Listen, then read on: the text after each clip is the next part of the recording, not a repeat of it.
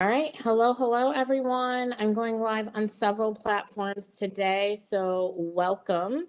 So, today I'm going to talk about how to create a private practice. I'm going to give you about four things that are very, very important. A lot of times when people create practices, there are some things that um, sometimes are not completely done correctly.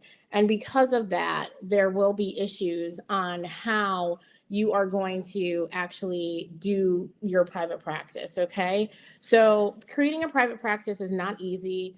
It is not simple. It is not something that you are able to create very quickly. I tell people all the time, you have to take your time. So let's kind of go through, I would say step one of creating a private practice. So, step one, when people contact me and my team, a lot of times they say the following: I'm ready to create my private practice. So then I ask for certain things like DEA license.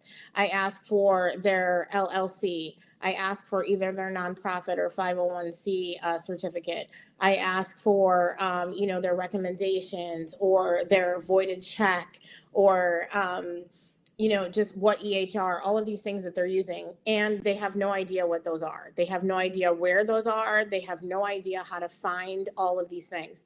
So, if you want to create your private practice, the first thing that you want to do is you want to get organized.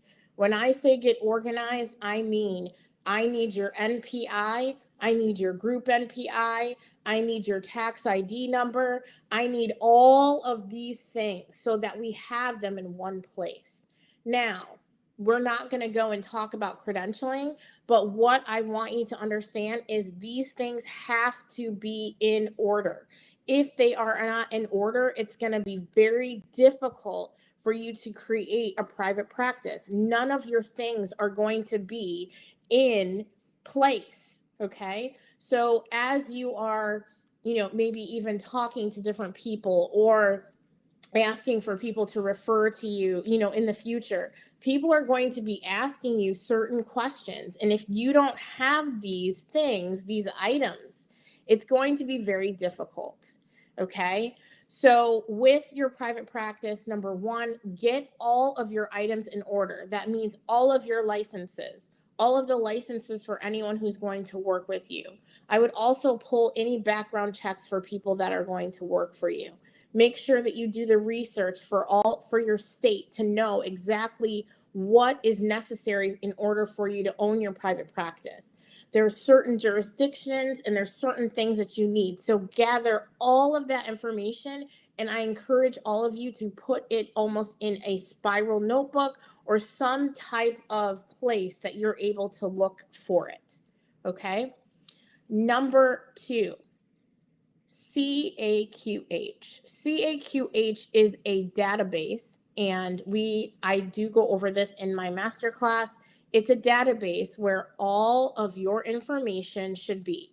Therefore, if you are coming from, let's say, a hospital or a group practice or basically employed and you want to create a private practice, guess what? Your CAQH needs to be complete.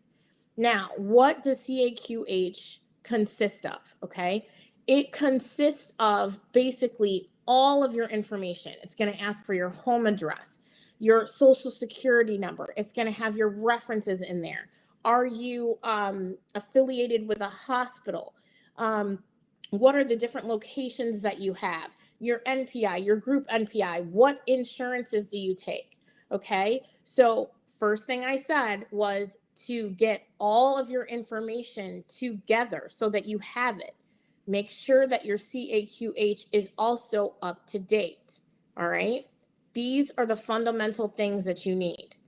The next thing, before you create your practice, you have to think and also contact either someone like myself or another person who is able to assist you to make you make the decision. Are you going to have a professional LLC or a PLLC, or are you going to create an LLC? Or are you going to create a nonprofit? You need to know what type of entity that your private practice is going to be under. If you do not know that, you are not ready to create a practice. Okay? There are different things and different reasons why people create certain things, and it is all individualized. This is something that you need to make sure that you are thinking about as you're creating your own private practice. Okay? So, gathering information, CAQH, and then what is your entity going to look like? Okay. Next, number 4, are you going to be a solo provider or are you going to be a group provider? That matters.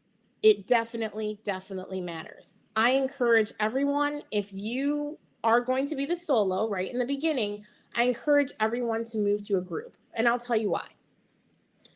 We all say that we want to work all the time and all of this good stuff, but really you don't. Let's just be honest, okay? You want a vacation. You want other people to be able to take over when you are not there. What if you get sick? What if you have a family member that you need to take care of? Your private practice actually needs to run. So you do need someone else that either you're collaborating with, right? Or someone that you are also using to assist you when you are not there. Solo providers a lot of times have issues with taking time off. And as we all know, as healthcare providers, it is important, right, for us to have our own mental health days, our own times for us to be actually who we are, which is people. We are a person. We are human. We cannot continue to do things over and over again and overstimulate ourselves, right? So I'm going to go through this again. So gather all of your information. CAQH is it's needed. You have to have this. All right. What are you going to create your entity as? An LLC or PLLC or a nonprofit? And are you going to create an individual practice or a solo practice? The next one that a lot of people, and I'm going to do a whole live about electronic health records. Now, a lot of you come from the large ones, Cerner, Epic. I totally understand that. But unless you're going to pay almost $1 million for that to be in your private practice, I highly doubt that that's something that you're going to have. So I will need you to leave Epic and Cerner where they are, which is in the hospitals and very, very large systems. Okay, unless you have that type of funding in order to do that. It's also about $1,700 to $2,000 per license. So it's very expensive. It's not that it's not a good system. It's an excellent system. But can you afford that? I always talk to people about being lean, right? Being lean with your private practice. And the first thing that's going to take most of your money in the beginning, possibly if you make the wrong decision, is going to be your electronic health record. You need to be able to pick something that makes sense. It might not be perfect, as I said, but something that's going to get you started, right? If you cannot afford a $5,000 a month system, then you should not have that system. And you're going to have to work around that just for the time being. That doesn't mean that that's where you're going to stay. An electronic health record, as we all know, is the place where your patient is able to obviously have all of their medical records stored. You can also possibly bill out of the EHR. That's another myth. A lot of people purchase EHRs, or they call them EMRs, and they cannot actually bill out of that, which means that they have to get another third-party person to pull and extract that data and then actually bill for the services that have actually happened during that time. Now, I will tell you, I do not recommend having an EHR that is separate from my billing system. I like everything there. That's very good for accounts receivables. You're able to see certain trends and kind of what is going on in your private practice.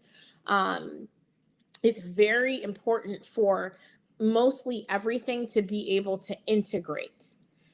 EHRs are so important. So if you make the wrong decision, it is so hard to transfer from one to the other. Okay. And if you transfer from one to the other, you just have to do a lot, and it's a lot of work.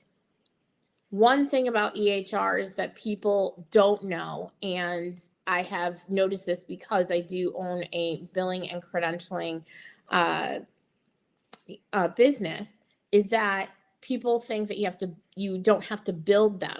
You have to build these things. So if you have goals and objectives and you are an LCSW and the goal is to, get them to live independently, that might not be in that system. You have to actually write that out and put it in the system. Everything that you see in Cerner and Epic have been built by a team. Even the prices, meaning the fee schedule, the insurances to put those in, that has to be built. It doesn't come by itself. And that is something that I see a lot, where people go ahead, they start their private practice, they even start seeing people, and they don't realize that you have to build this system, right? The system is only as good as you having the ability to use the system. But if you don't build it correctly, then you're going to have a problem. This is where so many things kind of start tumbling down. And this is why I say go ahead and go to yougrowhealthcare.com. I am having a webinar next Wednesday, and it's going to be at 7 p.m. Central Time, so 8 p.m. Eastern, but 7 p.m. Central Time. I moved to Mississippi, so I'm getting used to saying, Central Time and where in God's name I am. So with electronic health records, there's so many things that you have to know. But if you don't know how to navigate this, it's going to be a problem. Your electronic health record is even some of the, first interactions of your patient, meaning some of them you can actually log in and speak to, other people at the same time. You can use it as a messaging. You can use it as, for reminders. But the biggest thing is that's where it houses all of your information so that you know what's going on with that patient. And so that patient also can get maybe a receipt or whatever, what have you, concerning their health, issues or health, records. Your EHR is so important. And as I said, I will go over this in another live of what to really look at and see if that's what works for you. Okay. But again, building a private practice is not easy. It is difficult because it takes time.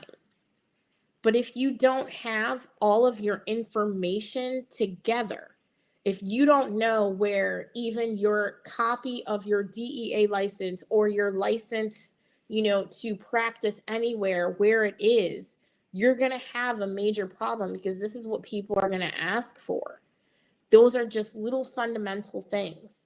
I do understand that a lot of you work in hospital systems or other private practices, and I'm going to tell you right now, when people go into your CAQH, okay, when they go into your, your NEPS, where you create your NPI number, when they go into anything that has anything to do with you, I want you all to know that you are responsible for that data. You are responsible to know those passwords. So when I talked about in the beginning, to make sure that you have everything, I need you to have those passwords so that you can log in or your team can log in and assist you. A lot of times when I come into a private practice, a lot of people are scrambling because they don't know where any of this information is. So that's why whenever I talk about private practice, I talk about gathering the information first. Having more information is wonderful than what you think. You never know what entity or who's going to ask for that. Also, please remember, when you have a private practice, you can be audited. When you're audited, they look at everything. Make sure that you have everything in some type of binder or electronic file, so that if somebody does come and ask for, I don't know, a group NPI or something that you might not know off the top of your head, let's say that you might be nervous for the audit. How are you going to find that quickly? By being organized in the beginning. Because if you're organized in the beginning, you are so much more successful and you are able to actually be ready to create your private practice.